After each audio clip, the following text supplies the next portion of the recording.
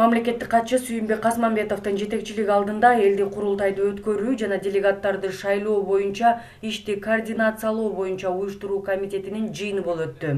Отурумга комитеттин мүчөлөрү тиешелүү мамлекеттик органдардын жана президенттин облустардагы ыйгарым укуктуу өкүлдөрү видеоконференция байланыш аркылуу катышты.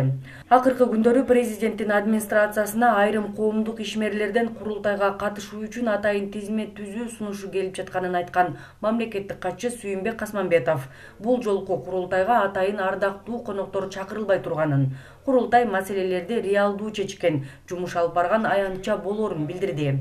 Белгилей кетсек, элдик курултайды өткөрүү жөнүндө президенттин жарлыгына ылайык атайын же кошумча тизме түзүү каралган эмес. Элдик курултайга быйыл шайланган делегаттар гана катыша алат. Алардын саны 700 адамдан турат.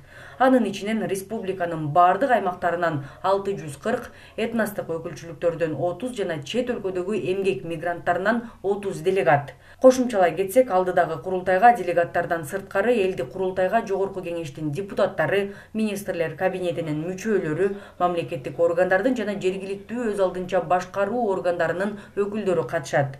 Элдик курултай 2023 жылдын 15-16 декабрь күндөрү президент Садыр Жапаровдун катышуусунда Бишкек шаарында өткөрүлөт.